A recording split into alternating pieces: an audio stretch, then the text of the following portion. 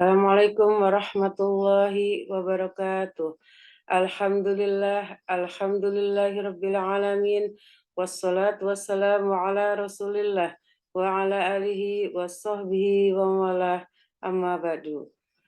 Pada kesempatan kali ini, Ibu ingin memberikan materi tentang sejarah faktor-faktor penyebab kemunduran peradaban Islam di dunia. Sebelumnya, marilah kita membaca doa. Bismillahirrahmanirrahim. Rabbi zidni ilman warzuqni fahman birahmatika ya arhamar rahimin. Amin. Ya, pada kesempatan kali ini tujuan pembelajarannya adalah satu, siswa dapat menyimpulkan bahwa kemunduran umat Islam di dunia sebagai bukti penyimpangan dari ajaran Islam yang benar dan bertanggung jawab. Yang kedua, siswa meyakini bahwa kemunduran umat Islam di dunia sebagai bukti penyimpangan dari ajaran Islam yang benar. Yang ketiga, siswa mampu menganalisis faktor-faktor kemunduran umat Islam di dunia. Yang keempat, siswa mampu menunjukkan faktor-faktor penentu kemunduran peradaban Islam dengan tepat. Faktor-faktor kemunduran peradaban Islam di dunia. Setelah berhasil membangun kejayaan selama 14 abad lebih, akhirnya peradaban Islam jatuh. Inilah kisah tragis yang dialami peradaban Islam. Hal tersebut terjadi bukan tanpa sebab tentunya. Serangan pemikiran dan juga serangan militer dari Barat bertubi-tubi mengguncang Islam. Akibatnya, kaum muslimin mulai goyah. Puncaknya adalah tersungkurnya khilafah Islamiyah di Turki dari pentas perpolitikan dunia. Saat itu Inggris menetapkan syarat bagi Turki bahwa Inggris tidak akan menarik dirinya dari bumi Turki, kecuali setelah menjalankan syarat-syarat berikut ini. Pertama, Turki harus menghancurkan khilafah Islamiyah, mengusir khilafah dari Turki, dan menyita harta bendanya. Kedua, Turki harus berjanji untuk menumpas setiap gerakan yang akan mendukung khilafah. Ketiga, Turki harus memutuskan hubungannya dengan Islam. Keempat, Turki harus memilih konstitusi sekuler sebagai pengganti dari konstitusi yang bersumber dari hukum-hukum Islam. Mustafa Kemal kemudian menjalankan syarat-syarat tersebut dan negara-negara penjajah pun akhirnya menarik diri dari wilayah Turki. Dan sebab itu setelah dihancurkan kekuatannya, Turki dalam dua hal yaitu Islam dan Khilafah. Jadi terakhir kaum muslimin hidup dalam naungan Islam adalah di tahun 1924, tepatnya tanggal 3 Maret. Tatkala Khilafah Utsmaniyah yang berpusat di Turki atau Konstantinopel diruntuhkan oleh kaki tangan Inggris keturunan Yahudi, Mustafa Kemal.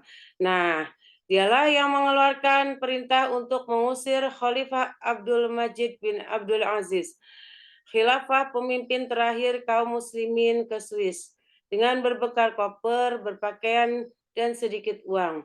Sebelumnya, Kemal mengumumkan bahwa Majelis Nasional Turki telah menyetujui penghapusan khilafah. Sejak itu sampai sekarang, kita tidak mempunyai lagi pemerintahan Islam waktu itu di Turki. Faktor-faktor yang menyebabkan kemunduran Islam, yang pertama, akibat jauhnya umat Islam dari Kitabullah dan As-Sunnah. Yang kedua, taklid atau ikut-ikutan. Yang ketiga, terjadinya perpecahan di kalangan umat. Yang keempat, adanya pertempuran antara hak dan batil. Faktor yang pertama, akibat jauhnya Islam dari Kitabullah dan As-Sunnah Rasulnya merupakan salah satu yang mengakibatkan umat Islam kini mempunyai konsep diri yang buruk sekali. Kitabullah dan Sunnah Rasulnya akan mengangkat harkat dan martabat suatu bangsa. Dengan Allah Subhanahu wa Ta'ala meneguhkan keyakinan kaum muslimin dalam melawan musuhnya. Dengannya pula Allah mengangkat satu kaum dan dapat merendahkan kaum yang lain. Yang kedua, taklid atau ikut-ikutan. Oleh karena umat tidak punya nilai, tidak memiliki prinsip-prinsip yang sangat berharga sebagaimana yang ada di dalam Al-Quran dan Sunnah, akhirnya mereka lakukan mencari dari orang lain. Jika sudah demikian yang terjadi, mereka akan melakukan apa saja sesuai dengan kebiasaan orang lain. Akibatnya adalah ikut-ikutan. Hal ini yang pernah diantisipasi oleh Rasulullah Shallallahu Alaihi Wasallam. Faktor yang ketiga, terjadinya perpecahan di kalangan umat. Banyak organisasi-organisasi dan partai umat Islam yang diakibatkan oleh umat sekarang ini tidak memiliki nilai persatuan dan kesatuan. Fitrah, pemikiran, dan akidah semua merasa dirinya benar dan tidak bersikap dewasa, yaitu sikap bahwa antara gerakan yang satu membutuhkan gerakan yang lain. Faktor yang keempat, adanya pertempuran antara hak dan batil.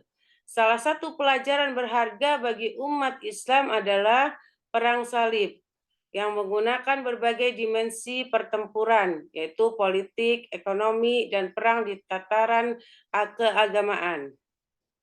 Musuh-musuh Islam menggunakan berbagai macam cara. Mereka berasal dari berbagai macam kelompok, yaitu orang-orang yang tidak beragama, ateis, Yahudi, musyrikin, Nasrani, dan kaum munafik.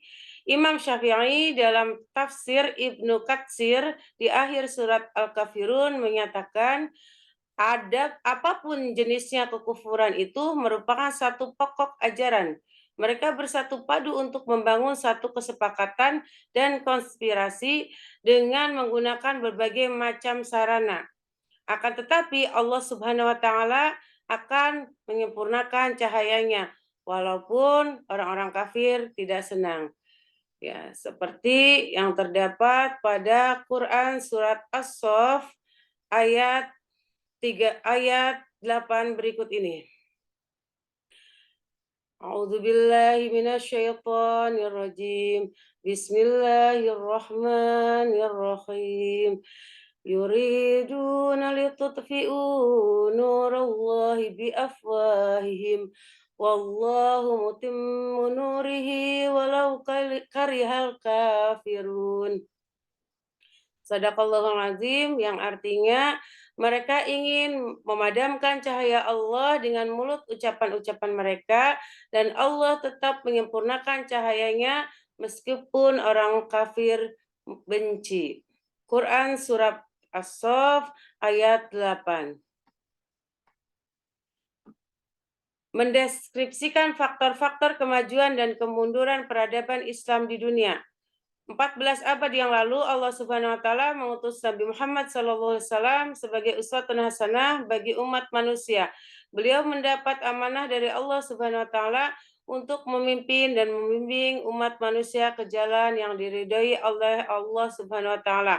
Beliau diutus untuk memperbaiki budi pekerti manusia, khususnya bangsa Arab yang moralnya keterlaluan buruk, tidak memiliki aturan dan tatanan yang benar, sehingga mereka beredar dalam keadaan yang menggunakan hukum rimba, yang ada kebiasaan mabuk-mabukan, perzinahan, perampokan, dan lain sebagainya terjadi di mana-mana.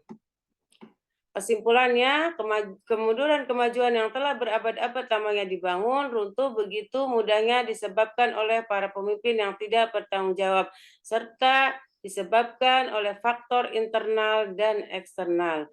Demikian yang Ibu sampaikan. Ibu akhiri, subhanaka Allahumma wa bihamdika asyhadu an la ilaha illa anta astaghfiruka wa atubu ilaik. Wassalamualaikum warahmatullahi wabarakatuh.